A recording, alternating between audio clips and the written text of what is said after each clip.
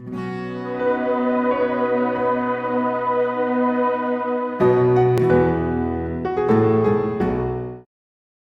we have a question from this mic here? Sure. I just first like to say thank you for coming here. And my name is Puya. So I'm a student drama, and I come from Iran, not Iraq.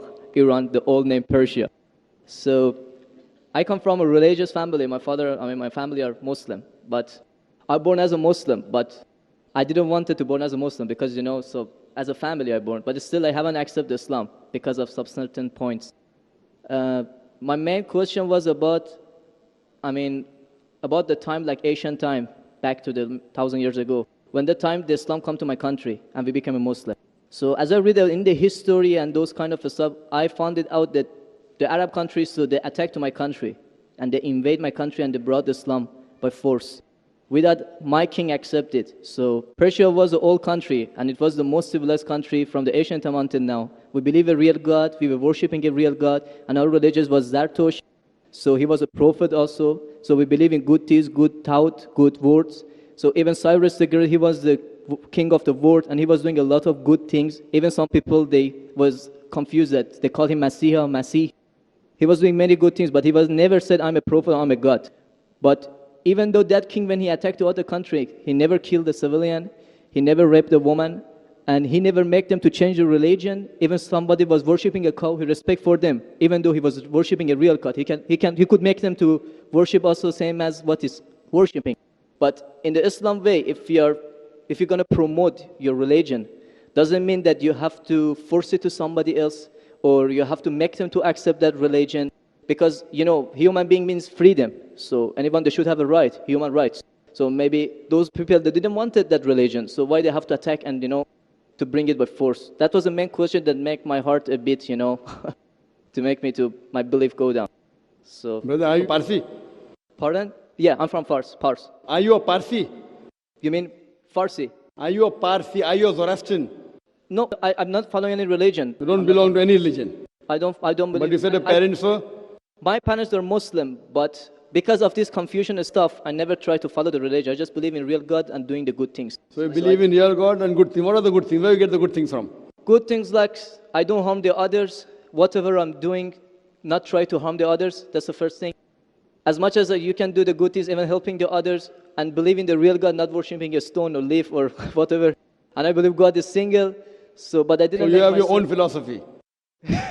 So you want to bring a new religion. I'm not going to make any religion. I'm just following my brain because as I know, God gave us a brain. So I didn't make my mind busy by following the books. When I was 10 years old, I was just thinking until now even. So I tried to follow my brain. Thinking, he's saying, God as long as not a stone. Who told you stone is not a God? Anyway, I'll answer your basic question. Your basic question is that Muslims came to Persia and they conquered and they forced people to accept Islam. So no one should force at all. I agree with you. Point to be noted is that today the media promotes that Islam was spread by the sword. I am aware that there are certain black sheep in the Muslim community and there are certain Muslim rulers who did wrong things. But as a whole, Islam was never spread by the sword. Islam was never spread by the sword. It's spread by sword. Sword. Sword means force. Force, yeah. Like you said, now Muslims came and conquered Persia, etc. You see everywhere it's happening. There are wars taking place. But in Islam, it's clearly mentioned in Surah Baqarah, chapter 2, verse number 256. La ikraha fid deen. There's no compulsion in religion. Truth stands out clear from error. What we see today, if we analyze, that we Muslims, we were the lord of the Arab lands for more than 1400 years. For the past 1400 years, the Muslims were the lord of the Arab lands. For a few years, the Britishers came. For a few years, the French came. But overall, the Muslims were the rulers of the Arab land. Yet today, there are more than 9 million Christians who are Coptic Christians. That means they're Christians since generation. If the Muslims wanted, they could have forced each and every non-Muslim to accept Islam at the point of the sword in the Arab land.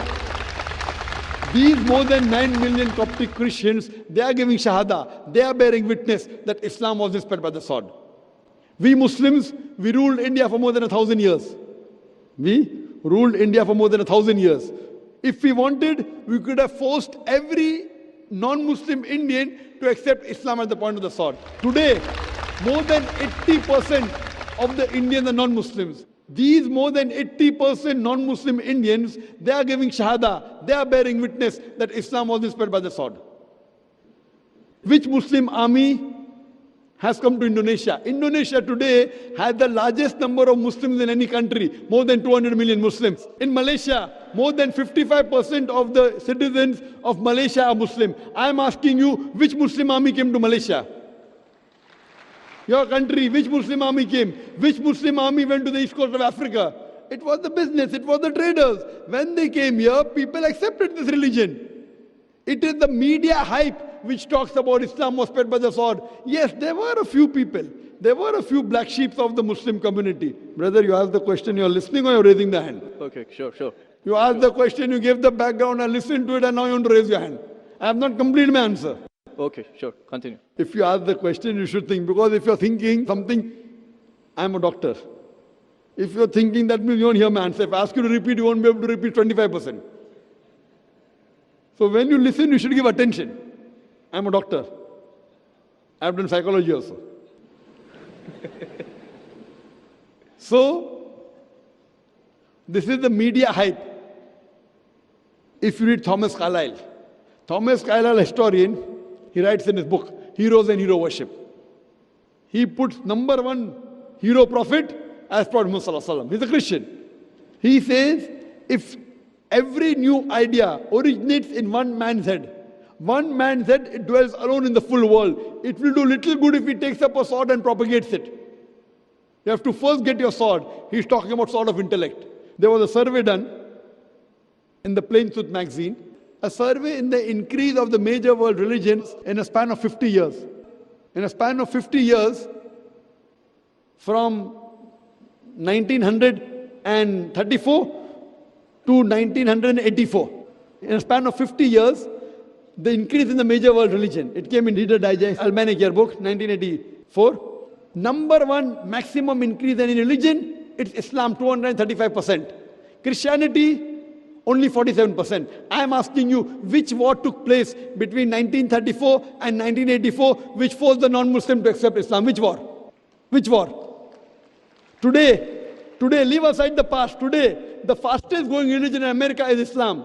The fastest growing religion in Europe is Islam. I am asking you, who's forcing the Americans to accept Islam? Who's forcing the Europeans to accept Islam? You were not there born. Were you present in the past? Arabs came to my land and forced. Where were you present? This is history. Many things in history is false. So that's what? Okay. A very famous historian, Dilese O'Leary, he writes in the book, Islam at the Crossroad, page number 8. He says, history makes it clear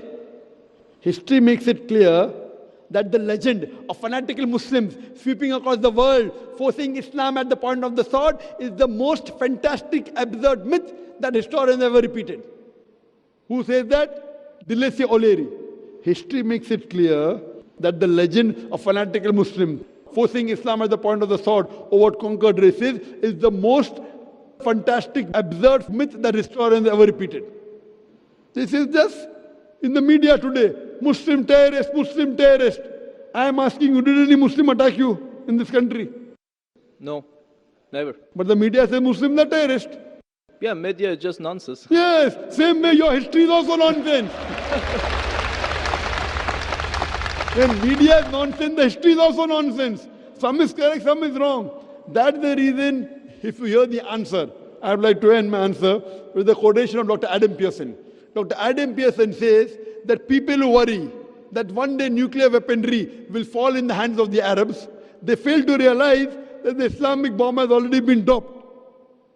The bomb of peace. It fell the day Prophet Muhammad, peace be upon him, was born. Good. Thank you, doctor, for your answer. But the point is, I didn't get the right answer because that's not media, that's history.